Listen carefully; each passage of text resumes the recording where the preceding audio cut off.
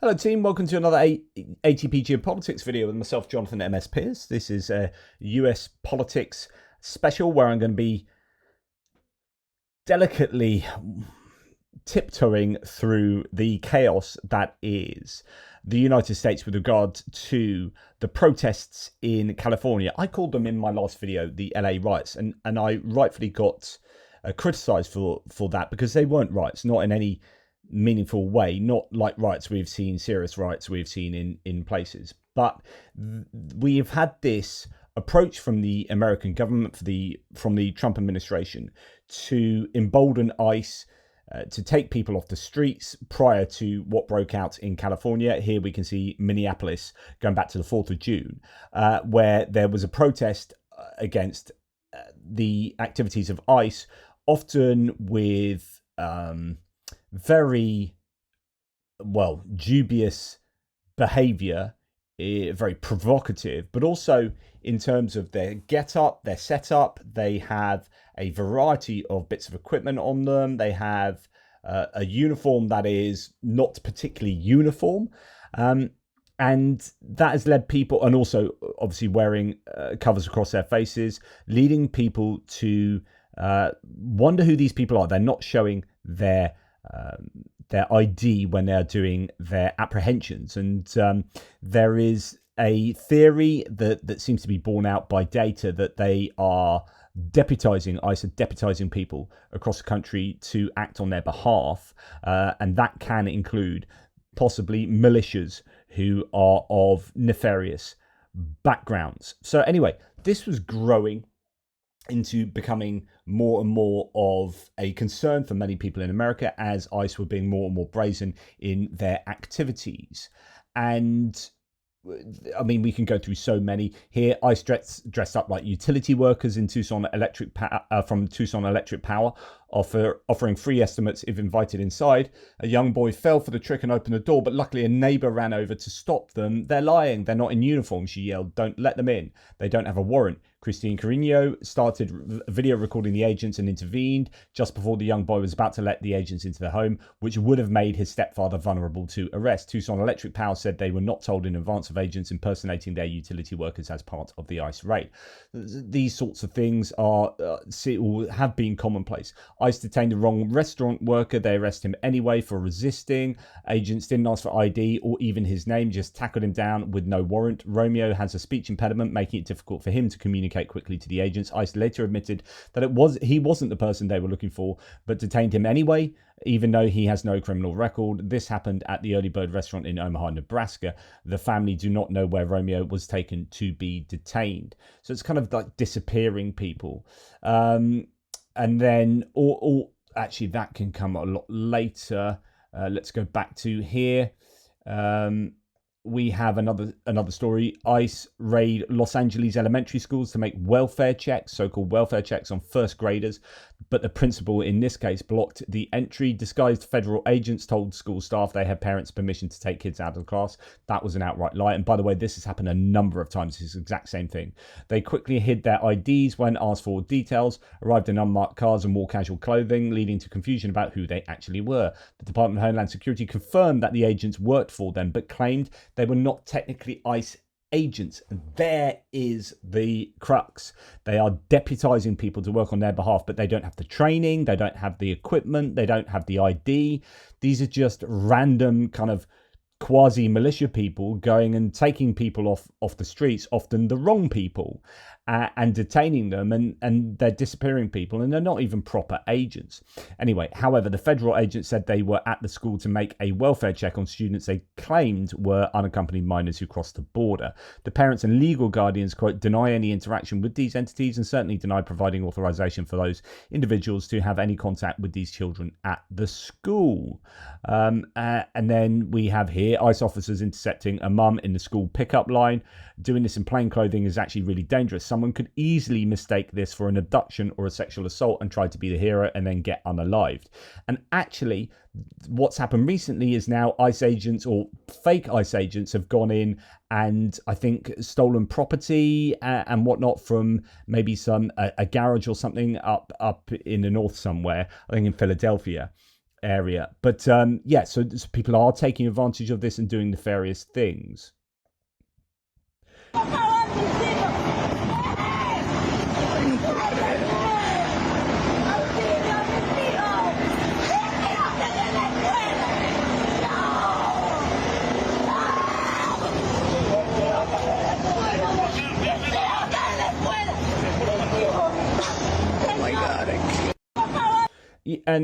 And that's quite disheartening. And we're going to get onto the discussion about illegal aliens, illegal immigrants, and say, right, they've broken the law. And the question is, okay, then what happens? Is this justified? This kind of activity justified? Even if the thing is, we don't even know that this person. I don't know whether this person was a legal immigrant or not, but we don't really know who these people are because they are in plain clothes and they don't have ID, so on and so forth. So what you had is a situation where the American government, Trump administration, has been going around, and in fact, Stephen Miller, as we know now for sure, has given a task to ICE of getting 3,000 apprehensions a day, 3,000 people a day they need to take off the streets of the United States. And he has said, well, what are you doing going for these criminals? We need to now go to the Walmarts and whatnot. And we need to be, essentially taking people who don't have hardcore criminal records and they aren't the worst of society. We're going to take hardworking, undocumented people from jobs and or from just the school line or whatever. We're going to take them off the street, or even from courthouses, as I showed you in the last video. And this is presenting a bit of an issue. But one of the, I think, policies for Stephen Miller particularly is to target blue states. So we have seen predominantly, say, California, one of the bastions of the Democrat support in the US, has been heavily targeted. It has obviously large immigrant populations, but also if they target the blue cities, then they aren't upsetting the apple cart in red states. And these are easy victims, and you can then communicate to the rest of the country through, say, Fox News and other intermediaries that actually this is a Democrat issue and they're siding with illegal immigrants, they're siding with criminals, and therefore the Democrats are bad. And it's actually a bit of a campaign policy, if you like, a partisan policy to try and paint Democrats as bad and supporters of illegality. And so you are seeing only blue states and blue cities targeted, at least initially, although that is slightly changing. We're going to get onto that later because there's new news to show that this really is a case of double standards, and it's not so much about the ideology of immigration as it is about attacking the other side. Now, what you then started to see was, as mentioned, these construction sites and places being targeted rather than, outright criminals, people with a criminal record. They're just going around and rounding up people who are doing a hard day's job. But that comes with problems, and we're going to see this later in terms of the farmers. But the farmers have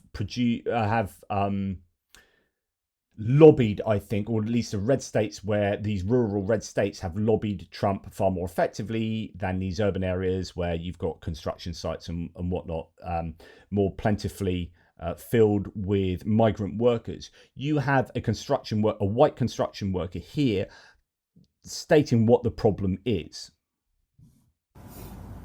I know I'm gonna get a lot of hate over this, and I really don't give a fuck. But the point is, I've been doing construction work pretty much my entire adult life, over 20 years, 21, 22 years now. Right now on this job I'm on, right now, there are about 5 of us white guys out here. There's probably 2 or 3 black guys, and the rest are Latinos. And I say the rest being 100 to 125 guys. So here he's saying that, there's 5 of us white guys, a few black guys, whatever, say 10 out of 100 and whatever people. The vast majority of the people on these construction sites, certainly where he is working, are Latinos. Now I've been on this job for 6 months. And that's been about the average. I wished all these guys would get their citizenship and do things legal, but the point is that they haven't. But if you send all these guys back across the border, everybody says, oh, they're going to raise the wages and all the white guys are going to get these jobs. Bullshit. Like, I don't know what fucking sandcastle you got your head shoved in, or whose ass you got your head shoved in, but no, they're not. I've watched the Americans completely quit working. People my age and younger don't work. They don't, and especially ain't gonna do a physical job. So all you people saying, oh, they're gonna increase the wage, and all these thousands and thousands of white guys are gonna get these jobs. Like, have you done lost your fucking mind? I mean, come on. What's gonna happen is people like me are gonna be sitting at the house because there ain't even enough people to put a crew together to be able to fucking work. Fuck, man, this country and government, everybody just went to fucking shit, man. Damn, y'all keep working, baby. And excuse the French there, but you get the point. So here's guy. So we've got several issues. We've got the legality issue. Okay, we've got illegal immigrants working or not working, committing crimes or not committing crimes, whatever. So you've got the illegality of that. Then you've got the practical issues with rounding up to 14 million, 20, or however many million the intention is for the Trump administration. You round those people up, and this is exactly what I said before the election. If you are really going to come true to your intentions and rounding that many people up, you are going to have huge inflationary pressures put onto the American economy, and you're going to have a labor shortage. These people are predominantly doing work, and they are contributing, they are net contributors to the GDP and to tax income for the United States.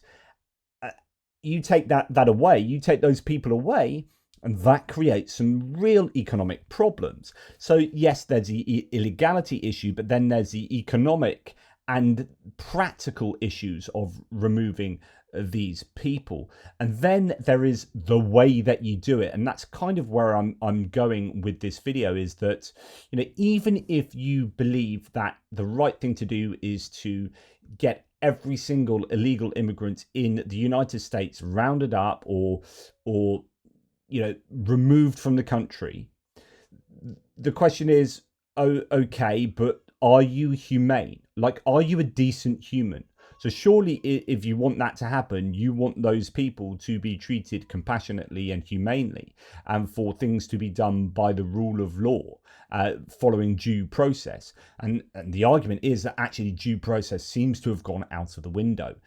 That is a problem. As soon as you allow due process to go out the window, habeas corpus to be ignored, then you are inviting in authority. Well, you're not inviting in authoritarianism, you appear to be being authoritarian, and that is a problem. So okay, then we had ICE going up to a Home Depot store in the US. The reason why this happens is because I believe day workers will go to a Home Depot store to get work, not in the Home Depot, but as a way of like getting picked up for crew members to go and work in certain places on construction sites and whatnot. Correct me if I'm wrong. I'm not American, but I think that's what happened. So you had Stephen Miller say, you need to go to Home Depots now and round these people up. So ICE went and did that, went to Home Depot, and then because there was all this previous with regard to the way that ICE have been operating, people have been on high alert. And then there were local people in California, I think this was in Paramount, who were already aware that ICE would have been acting in such a way. And then seeing that they were approaching Home Depot, they formed a bit of a protest and protected the people there, and so on and so forth. And then this escalated into more kind of formal protest. And then we saw the news get involved. And the problem is that when the news gets involved, particularly like Fox News, this is California, this is a liberal state, it's a blue state, so Fox News is going to go to town on this. It becomes sensationalized, and it becomes a much bigger problem than it really is in terms of perception versus reality. And then either one of two things happens here. Either Trump gets his news from Fox News rather than from intelligence briefings, and then thinks this is much bigger than it really is, and then let's send in the troops. Or he always wanted to send in the troops because actually this then creates a problem that he can then solve, and then show that the Democrats and the immigrants are the bad guys and he represents law and order. And this latter theory is something I ascribe to, and so do many other analysts, to the point where like someone called me out on this, like, you don't know what you're talking about, this is blah blah blah blah blah. And I was like, no, I am saying what an awful lot of people are saying, which is that this is in some way a manufactured problem. And we kind of now know that because the data is in with regard to how widespread these protests were. They weren't at all. So I think stats are something like 506 square kilometers or square miles of LA, and then this was happening in a couple of square miles. So like these were Paramount and Compton, were the flashpoints, but a relatively tiny area. And LA is very LAPD and the local government are very used to dealing with protests. LA has a lot of protests, right? It's a big urban area. It is a huge population in terms of, you can see some really interesting maps looking at like US and LA has a greater population than most of these other states in the United States. So it's going to have more social. There will be more social issues in LA than in most other places, right? You put that many people together, that's what's going to happen. But I think this really was manufactured to the point where Trump and his administration send in the troops, and then it whips up a reaction to that, so that these protests become more violent. But they become more violent because you have thrown in troops unnecessarily, whipped up the rhetoric, so on and so forth. And we know that actually, I think it was the LAPD actually started the violence there. Both the Los Angeles Times and the Associated Press reported that ICE agents started the violence in LA over the weekend. So the scene outside one targeted business in the fashion district turned violent after federal immigration authorities used flashbang grenades. So if you remember, it seems so long ago now, there was a reporting of flashbang grenades and pepper spray being used on people protesting the employees' arrests. That was by the ICE agents there. So, the violence, you can argue, was actually started by the authorities. Now, what I want to do, I'm going to play quite a bit of this, like a good, 6 or 7 minutes of the Bulwark here, where you have three people talking about this and getting to the heart of the matter, which is, there may be illegality going on here. There may be a crime in terms of people being illegal immigrants. But does it warrant all of this behavior from the authorities? So anyway, this is Tim Miller, Sarah Longwell, and JV Last. But the thing that is really bad, that I'm really upset about, that is just a little bit getting overshadowed by all of the kind of surrounding debates, is just the actual performance of the immigration crackdown is horrible. And like, it really upsets me. And I'm the immigration lib on here. JVL, you can be the capitalism lib. But like, it's ludicrous and un-American and outrageous that we now have ICE, masked ICE officials going into cities without identifying themselves in federal vehicles, going in, like targeting Hispanic workplaces, doing racial targeting at job sites, be they garment factories or construction sites or Home Depot or whatever, going in there, taking people away just based on assumption in some cases. I mean, they've detained several American citizens that all happen to be brown. Sure have. And not going after violent criminals, not going after people that they have a deportation order for, that they're like, hey, so and so, the judge said you overstayed your order. I have the information. I've come to get you. Not that, just like indiscriminate raids. And they've layered onto that now in the last day, at least in California, and maybe coming in Texas soon, that the National Guard, and they have troops now providing like a protective circle around the ICE officials. So, we have ICE officials like going after unarmed, mostly undocumented immigrants, handcuffing them, throwing them to the ground, and they're protected by the military police. It is just a really offensive policy. It's something that it does not feel American in any meaningful way. It's inhumane in the treatment of these people. It is intentionally trying to scare people, and it seems to be all at the direction of like Stephen Miller's desire for fear in these communities. Like that's what he wants, and he has directed this based on reporting. And now we have like agents of the state acting on it, largely with impunity. And I don't know, like even putting aside like Trump wants to be an autocrat, it's gonna have a parade for himself, and like Trump's overstepping the legal bounds with California, right? Like there are all those kind of debates that are happening, but just like the narrow policy itself is something we knew was coming, but it is just extremely horrific to see in practice for me. And then another component to this, though, is that the government is not only going after people who may be of questionable legal status, but who are not criminals. It is also going out of its way to create more people of questionable legal status by revoking like for instance Venezuela, and we believe they may be making moves against Ukrainians at some point, revoking student visas. So it isn't just that they're going after people who are undocumented. They are also creating new classes of undocumented people from people who are law abiding. Yeah. Right. I mean, this is a self-made crisis in many ways. And Sarah, where are you on the DEFCON scale? Was it last week just that we talked about Carol?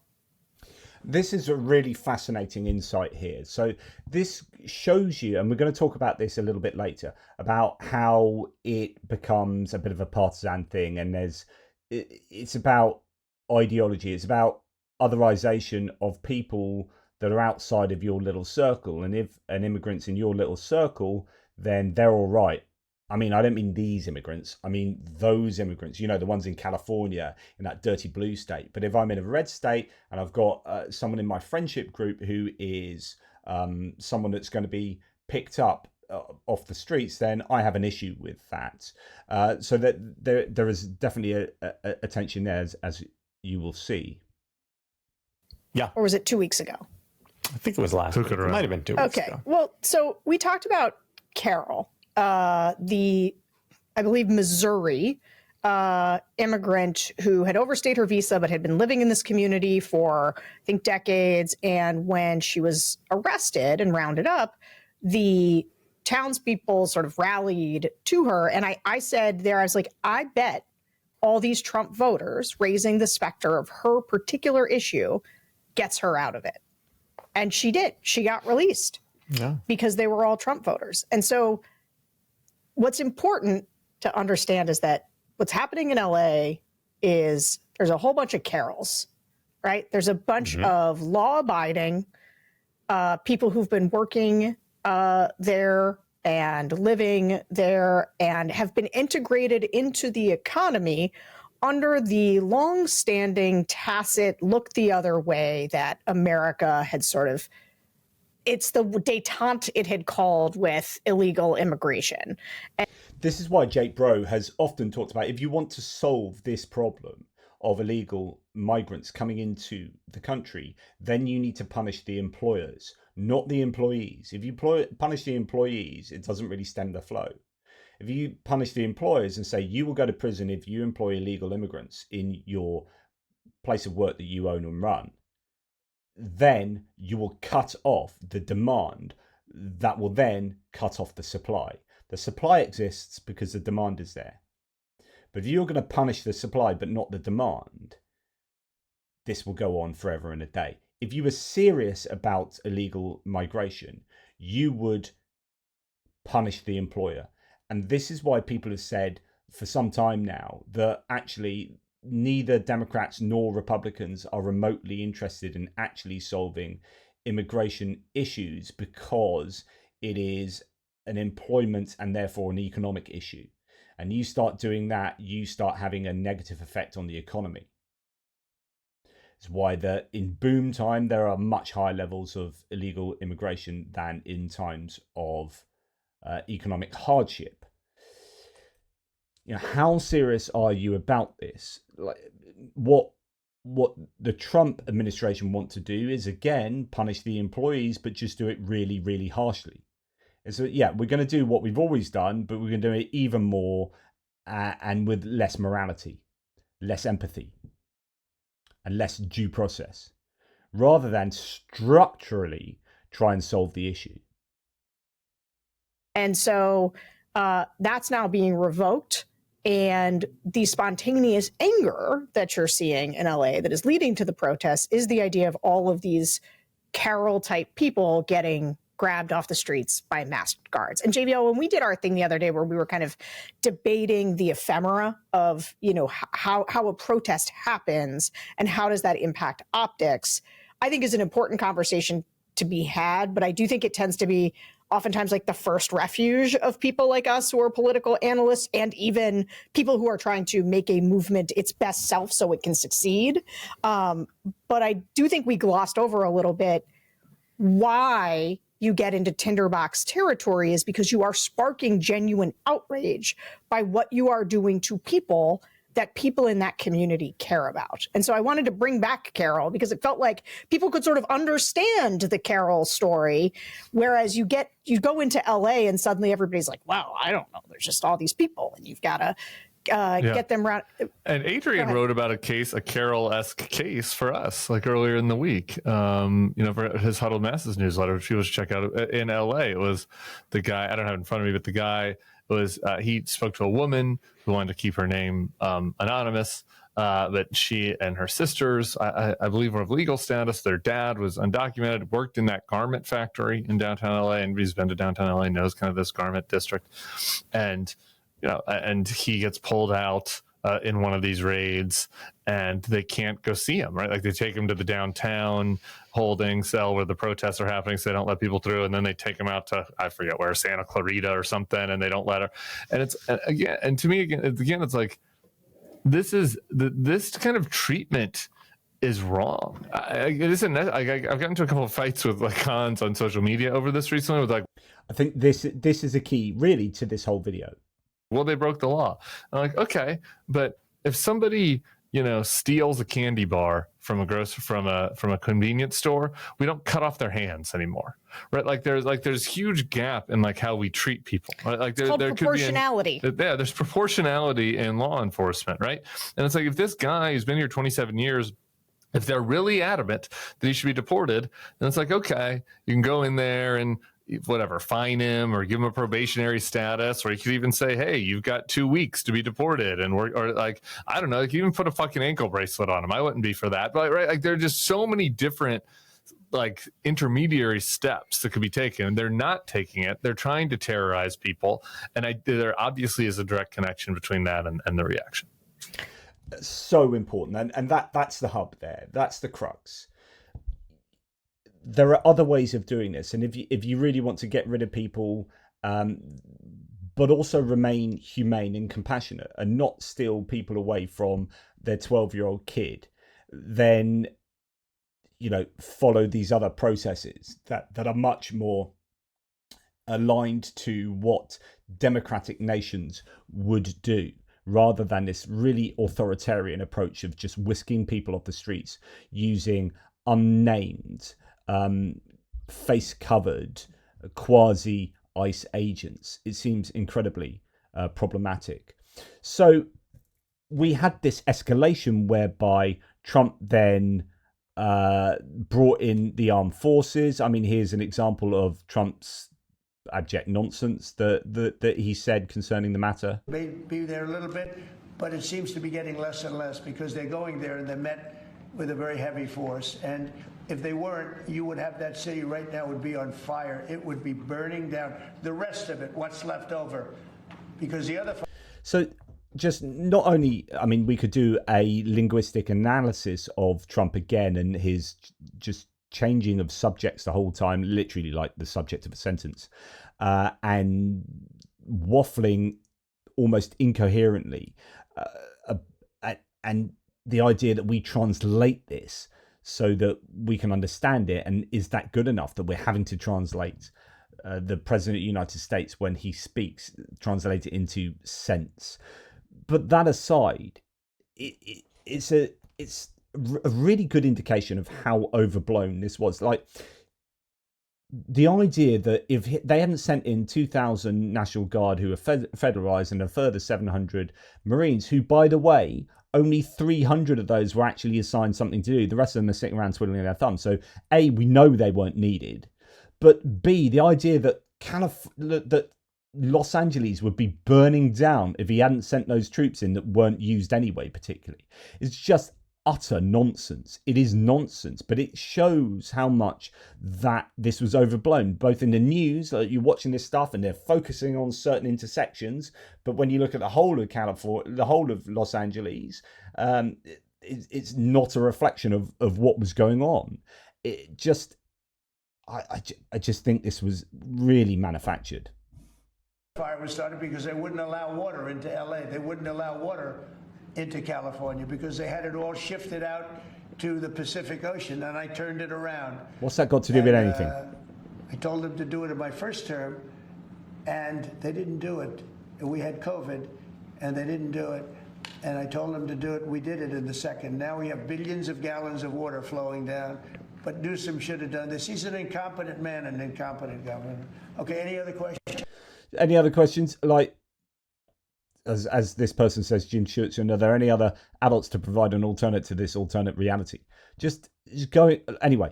So he sends in the troops. Joe Walsh. Interesting that Joe Walsh he is a former Republican, really outspoken Republican. I think he was actually a representative. He's now going to run as Democratic senator, I think, against Lindsey Graham in South Carolina. Anyway, he's disappearing innocent people off our streets and ordering the military onto our streets. He does not give a damn about the rule of law. He is the very tyrant our founding fathers rose up against 249 years ago. It's time for the American people to rise up again. So you've got this rising sense of disapproval with what Trump is doing. Actually, in the stats, the polls are not showing good news for Trump. Not only is his approval rating pretty problematic, but actually this policy and his handling of immigration is underwater as well. But you've got this no kings. We'll talk about this right at the end.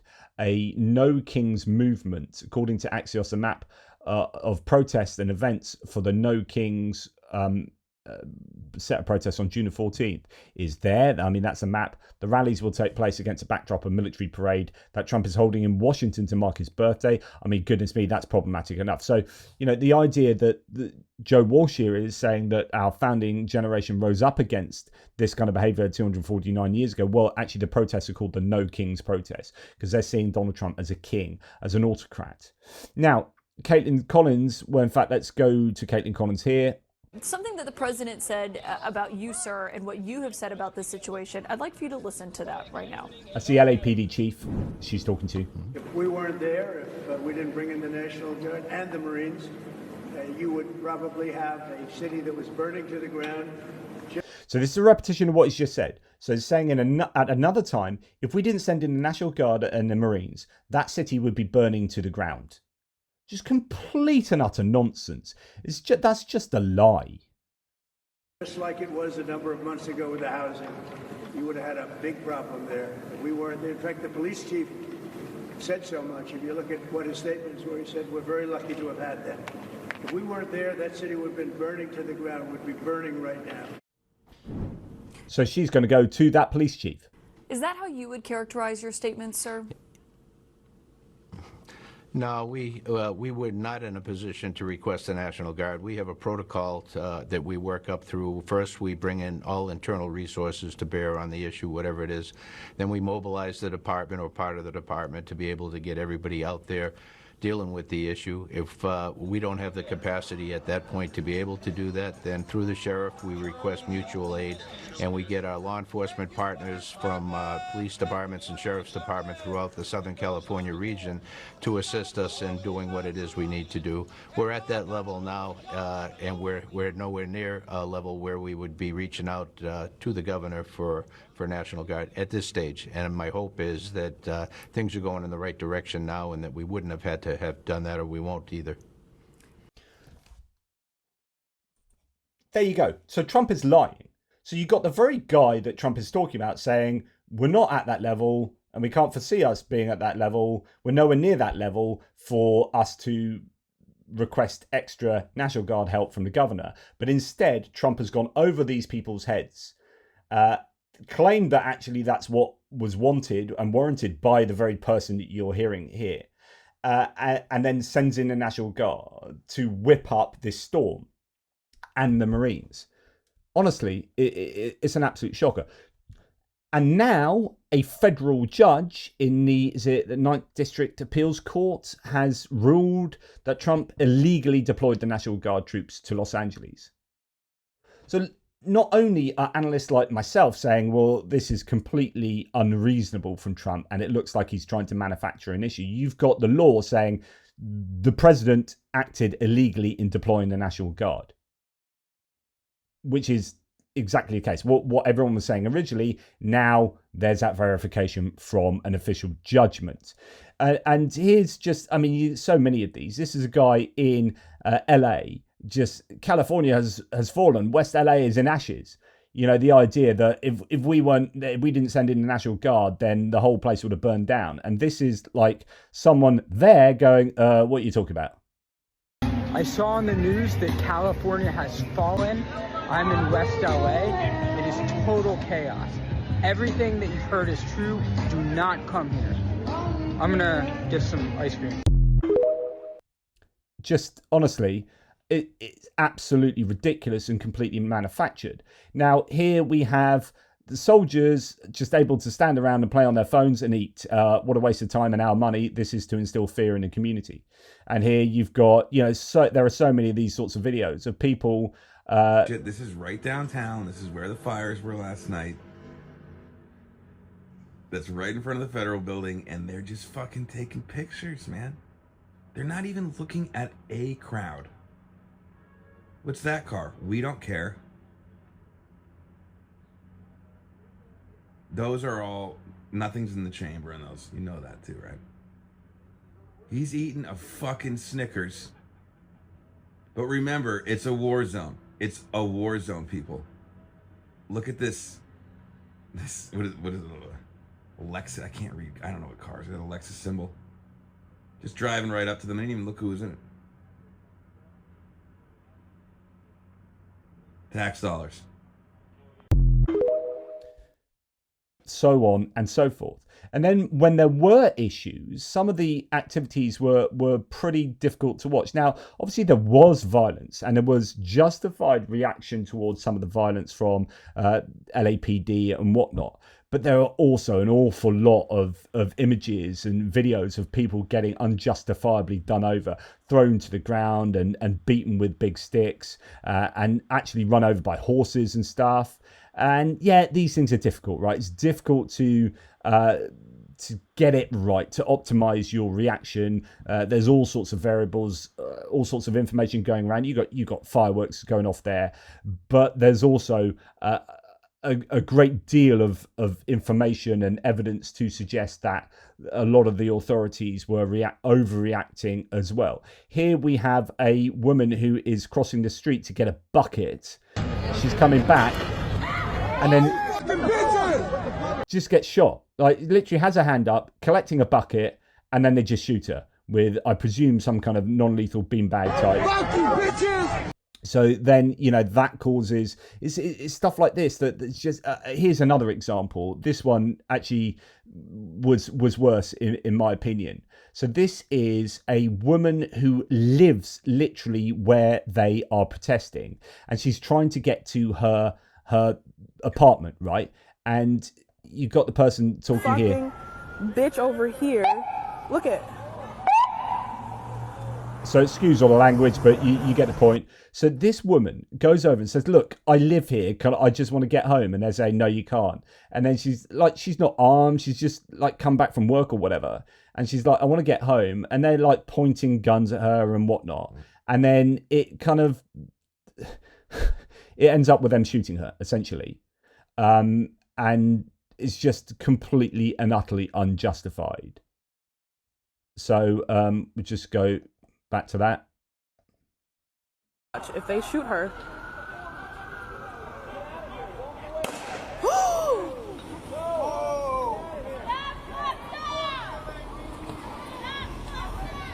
So absolutely outrageous.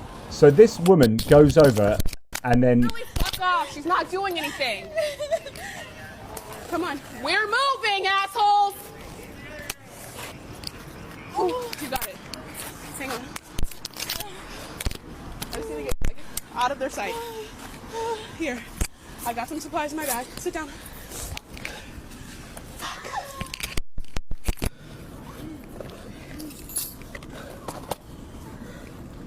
And then she asked her, what she was trying to do. She said, like, I'm trying to get home. I live here. Yeah. Point blank. I literally just got it on video. They're gonna shoot. We're moving! We're moving! Stop! She's injured! Come on, we gotta get across the street. Come on. We gotta go across the street. Where are you going? I live here. Okay. I live here. Come on.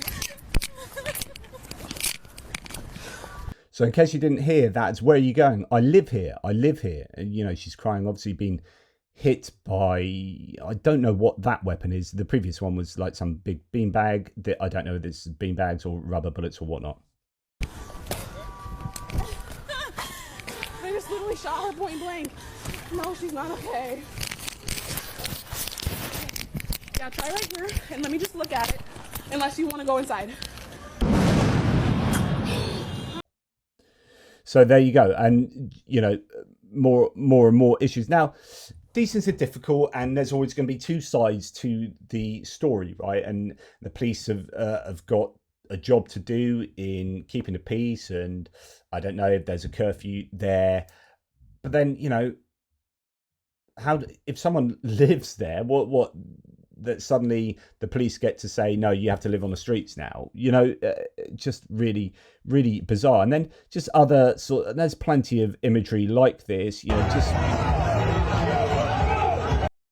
just like randomly hitting people with big sticks who are just kind of walking by.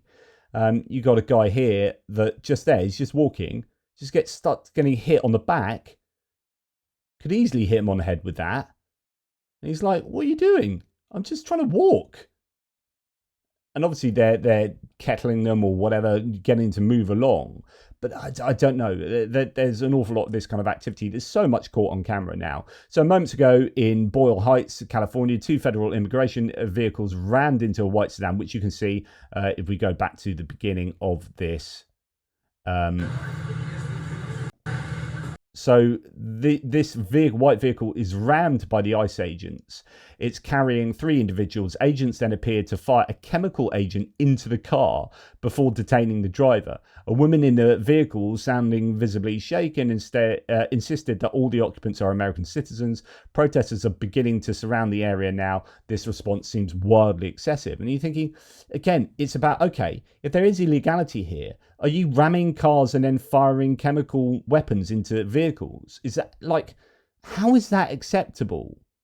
just unbelievable. And this is one I almost showed earlier. LAPD reporting an accident involving a federal agent, apparently an ICE agent, who appears to have hit a vehicle of people who claim to actually be US citizens. It then appears that the federal agent fled the scene when they got it wrong. The ICE agent is now taking part in ICE agents are now taking part in hit and runs where they accidentally pull over legal citizens by running into their vehicles, all attempting to find and deport undocumented immigrants. If so, this is horrific and illegal. So this appears to be this vehicle that you're seeing there. It's the same incident where it is rammed. They fire chemical agents into the car and then run off because they realise they got the wrong car. Just absolute insanity. So then you've got Gavin Newsom getting involved, and it's interesting here. We can talk politics here in terms of 2028 presidential election. So is Gavin Newsom being targeted by Trump and the GOP because he is seen as being one of the main most credible candidates to run for the Democrats in 2028 as president, for president? Obviously, he runs California as governor, which is the fourth biggest economy in the world, and it's a huge, as I say, Democrat. Has a huge foundation of Democrat voters there. And is there any coincidence that this is the place where ICE are focusing so heavily?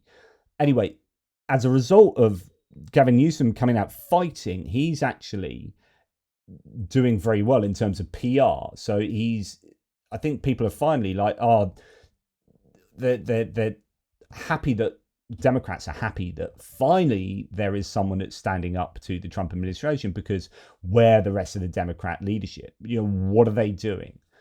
But Gavin Newsom is coming out fighting. He's all over the socials. He's getting interviewed left, right, and centre. Here's just an example of some of the anecdotes concerning the ICE activities. In Oxnard, California, and Ventura County yesterday, met with three people directly impacted by indiscriminate raids. I met a 12-year-old boy in 6th grade, weeping, crying, tears pouring down his face. His mother and father were both detained. They disappeared. He has no brothers, no sisters, no family. He quite literally is on his own, abandoned. That's Donald Trump's America. 20-plus years his mom and dad working in the same fields, doing the same packing and shipping. 20-plus years. They've disappeared. 12-year-old boy. You saw the images of ICE officers running through strawberry fields, CBP helicopters above. I met a woman, a single... We're going to be talking about this in a second, because while there have been examples of fruit pickers and farmers being targeted in California, that has not been too much of a problem because this is a Democrat state, right? But as soon as farmers get the same treatment in red states, they kick off and Trump changes his tune. It's incredible. Mother who was walking out at 5:45 a.m. to get in her car. 7 agents surrounded her. They took her in a car, in essence kidnapping her, driving her around for almost 2 hours until she finally convinced the agent, because she has 3 young children, a 16-year-old, a 14-year-old, and an 8-year-old, that they needed to get to school, and there's no one to help them get to school. She was finally allowed to call her oldest daughter, who was interrogated by the agent and threatened. And they threatened her after they dropped her off, said, "We may be back." Terrorizing this single mother. No criminal record, no criminal background. I met another young woman whose husband has quite literally disappeared. No criminal record. She doesn't know what to do. She doesn't even know what happened. That was just yesterday. That's Donald Trump's America. Agricultural workers. Think about that when you have dinner tonight. Think about when you enjoy your first course. Have some fresh fruit, some fresh vegetables. Who provided those? Who supported you in that? Think about it when you go home and the construction around your property. Or maybe you're getting a remodel. Who's doing that work?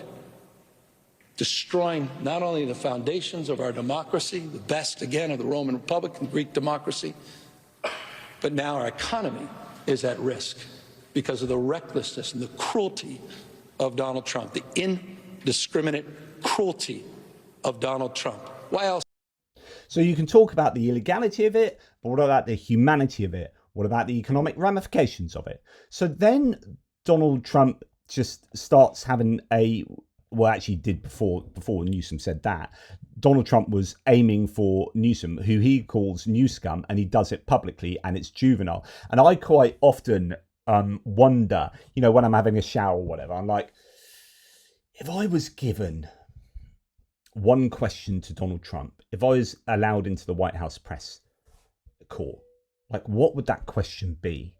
If I could ask him one thing, and he had to answer, and I think it would be something, actually, it wouldn't be highfalutin. It would be, why do you, as President of the United States of America, stoop to acting like a schoolchild in calling other politicians juvenile names like you do? Are you not more mature than this? Why do you insist on calling someone like Gavin Newsom Gavin Newscum? Do you think it's becoming of a president? Do you think that's what we should expect our president to do? Do you think that that's what our children should look up to? Do you think that's the behaviour of a mature adult? And I would love to just go down that. I would love to have a sit-down conversation with Trump and just talk about that topic for 10 minutes and just get him to realise that he is just awful. So then he was saying that Gavin Newsom should be arrested. Tom Homan, who's in charge of ICE, suggested this. Then Trump was asked, as he was walking by, I think walking to the White House or something, was asked whether he agrees that Gavin Newsom should be arrested. And Trump said, yes, I do. I think Tom Homan should go for it, or something like that. And then he was questioned more formally on it, as you can see here. Just in time. It's still simmering a little bit, but not very much. Yeah, please. Have you gotten... A crime. What crime has Gavin Newsom committed that warrants him being arrested? Is he committed? I think his primary crime is running for governor, because he's done such a bad job. So now it's a crime to run for governor. And that justifies a president saying that someone should be arrested. Do you know how dangerous this is? This is horrific. So he's whipping up people at Fort Bragg to support him, who are soldiers who should be impartial. He set up a stall to sell MAGA paraphernalia there, which is also not, I think, constitutional, not illegal, not the done thing. It is not legal. It's not the done thing. So he's politicizing the armed forces. He's then saying that political enemies should be arrested. And then when questioned as to what crime they have committed so that they are arrested, he says running for governor. What he's done to that state is like what Biden did to this country. And that's pretty bad. It's a wrong philosophy. Thousands, hundreds of thousands of illegal immigrants, many of them prisoners. They're taking up your health care. They're taking up your space in schools. They're taking up your hospital. And in many cases, they're criminals. And we have to do something about it. In many cases, they're criminals, but we're now presently arresting people who predominantly are not criminals. And we're doing something about it. I want to thank the incredible patriots of ICE and Tom Homan, who has been incredible. And by the way, Kristi Noem, it's worth saying that in many cases, they're criminal. This is actually really important. I've just realized this. So the idea, if you are someone that is proposing the argument that actually all of these immigrants who are illegal immigrants, they are therefore by extension criminal. By default, they're criminal because they're illegal immigrants. He is actually going against that by saying many of these are criminals. In other words, these people aren't generally seen as criminals until they actually commit crimes. That's when they go from being illegal immigrants to being criminals. So just to call illegal immigrants criminal just by point of fact that they are illegal immigrants is actually not what Trump is admitting to here. He's saying many of these illegal immigrants are also criminals. Likewise, incredible. the job they're doing. And it's like an unforced error. There was no reason for this. 21 million people were allowed into our country, and many of those people were criminals. And it's a shame. It's a shame. But we're getting them out. And I will say, I think it's a 95-5 issue. Just like. Okay, so then what happened is he got into a spat with Gavin Newsom where he claimed that he phoned Gavin Newsom in the last day. And then Gavin Newsom said he flat out lied. So Gavin Newsom came onto camera and said, Trump flat out lied. He did not phone me yesterday. To which Trump released a screen grab of his phone to prove that he phoned him yesterday, supposedly. Unfortunately, the screen grab showed that he phoned him the day before. Now, this may sound petty, but this came to show something, which is that Trump lies, and then even when he shows evidence that he lies, he will double down. And then what happened, it then gets really interesting because Fox News came out and defended Donald Trump here by saying that he had phoned Gavin Newsom the day before, even though the evidence is he haven't, but they edited it out in a particular way. So this is, I don't even want to say his name. Called him up to tell him, got to do a better job. He's doing a bad job, causing a lot of death and a lot of potential death. If we didn't send out the National Guard, and last time we gave him a little additional help, you would have, Los Angeles would be burning right now. The radical left, it's usually radical left, and it's usually governors that are Democrat, and they don't want to call them in. They don't want to save lives. They don't want to save property. They don't want to call them in. I don't know what it is. Newsom responded, and he said there wasn't a phone call. He said Trump never called him, not even a voicemail, he said. But John Roberts got Trump's call logs, and it shows Trump called him late Friday night, and they talked for 16 minutes. Why would Newsom lie and claim Trump never called him? Why would he do that? Called him up. So Jesse Waters there, just completely mischaracterizing actually what the argument was. Waters plays a clip that's been edited to exclude the part where Trump says he called Newsom a day ago, and then shows Trump the call log showing that he spoke on Friday. Why would Newsom lie? But of course, that was over a day ago. I mean, I know it's quite petty, but you know, if you're arguing about facts and you have a news media outlet as big as Fox News is, that is misrepresenting the facts and then defending the president who is lying, and then seemingly, well, not seemingly, actually showing the president to be the person who is factually correct here by mischaracterizing and editing things scurrilously, then I think it's just showing that Fox News is the state media arm of Donald Trump, and Donald Trump just acts like a dictator, and Fox News just comes along and says, yes, of course you are, and Jesse Waters spreads his utter nonsense.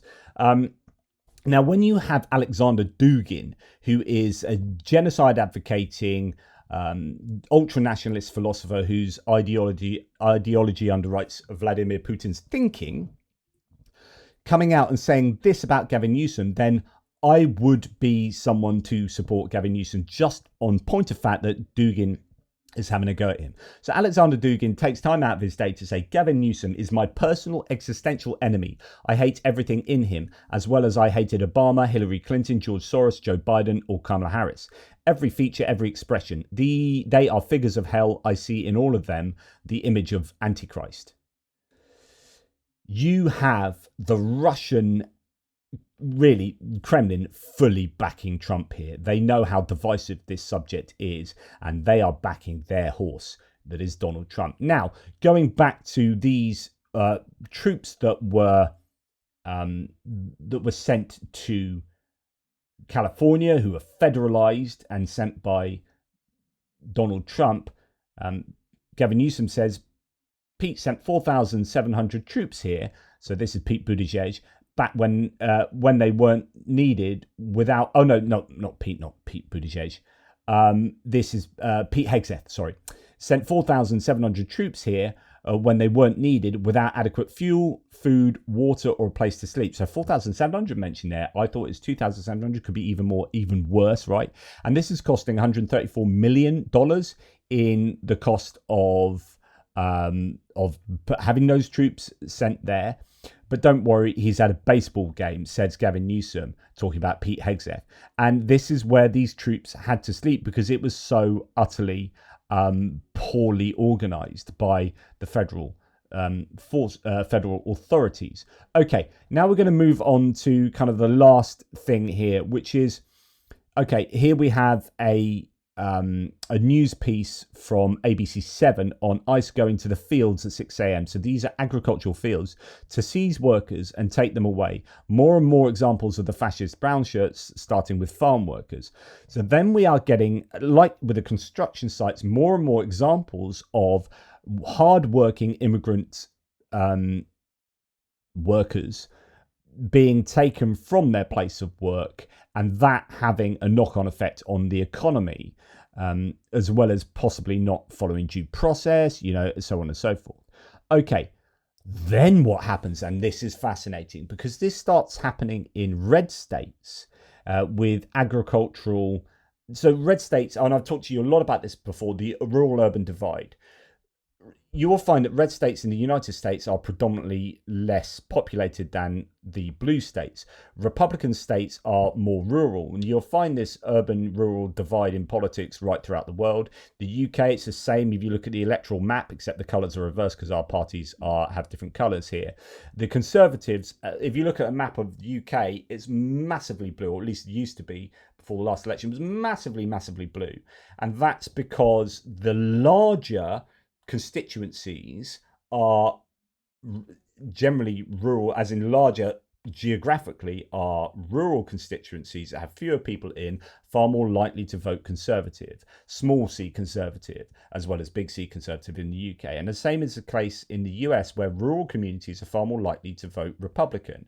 And more metropolitan urban areas where you have a lot more immigration and whatnot and a lot more assimilation are much more likely to vote for the left, for the Democrats in the US.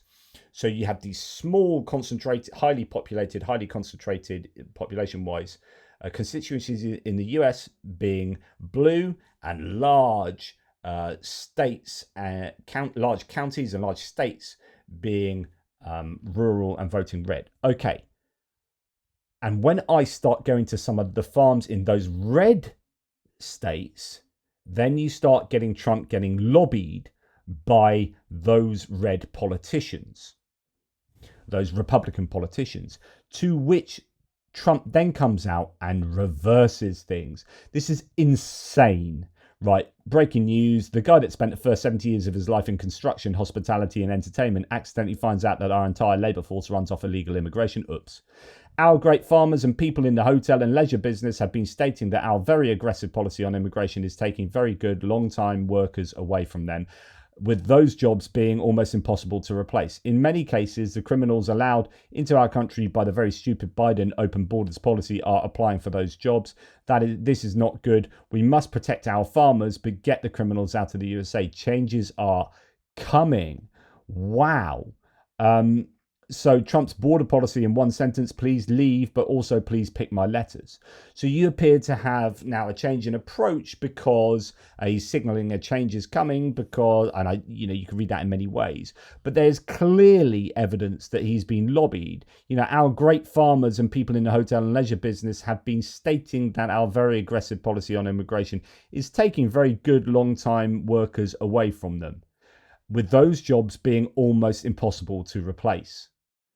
Oh, he's realised that, because that's exactly what I was saying and many analysts were saying before the November election.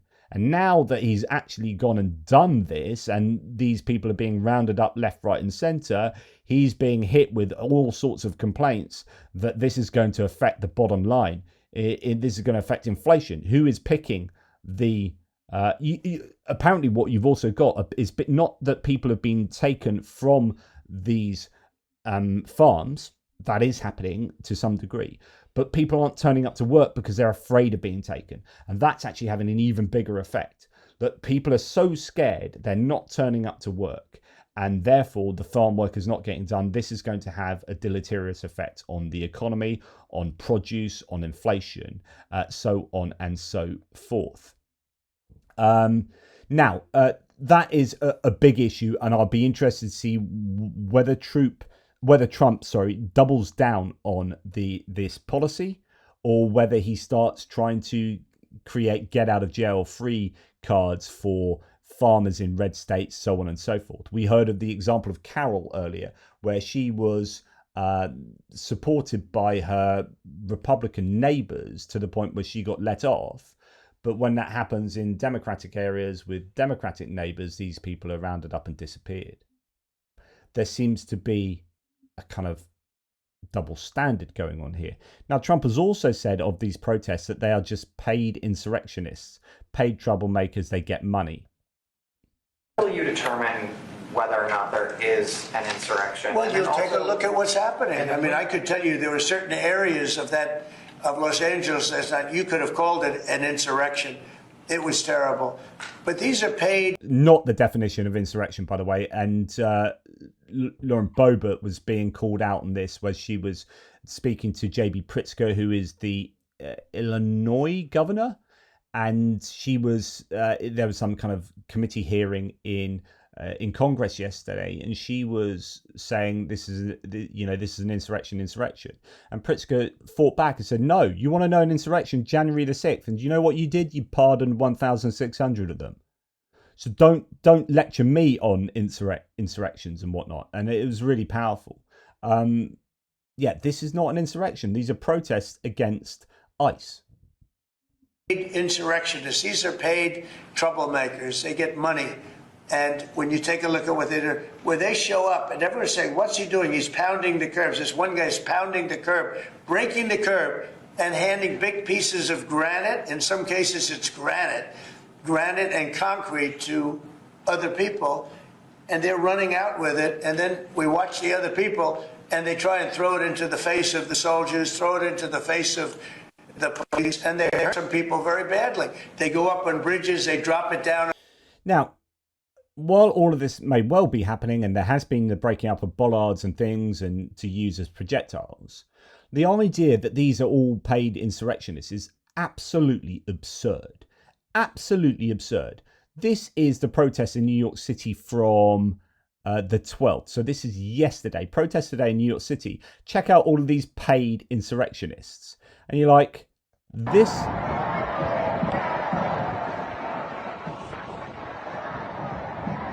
Seen a march like this in New York City. As I said, I've not seen a march like this in New York City. Well, if all of those are paid insurrectionists, then someone's got some seriously deep pockets. Because even paying $5 to each of these people is going to be insanely expensive. And that is happening up and down the country. And it will happen up and down the country tomorrow. If you think these are paid insurrectionists, then you don't have a handle. Of course, you don't really think that. You just are trying to... You can't admit that there are this many people that are unhappy with what your administration is doing, because you want to present this idea that you are super popular, everyone loves you, etc., etc. And the only reason people can't love you is if they're paid not to love you. That is what's going on here. That is a kind of cognitive dissonance of this. So that's the No Kings protests that are due to take place tomorrow. And interestingly, here we have Chrissy Walton, who is a Walmart heiress. She paid for the full page spread in the New York Times here to saying No Kings, June the 14th, mobilize. She paid for that, and loads of people in the MAGA world are going nuts about that, saying that they should boycott Walmart. But of course, you know, Walmart's been hit by tariffs anyway. I don't think Walmart are going to be particular friends of the Trump administration at the moment. As it says here, paid for by Chrissy Walton. The views represented here are solely those of Chrissy Walton. We are the people of the United States of America. The honor, dignity, and integrity of our country are not for sale. Our government is of the people, by the people, for the people. There's a real sense of, the original founding fathers kind of Tea Party, Boston Tea Party element here, not the kind of Republican quasi-libertarian kind of nonsense, not nonsense, but because people do have genuine beef and whatnot. But if ever you've needed people to rise up against tyranny, it's in the United States in recent history. It is now.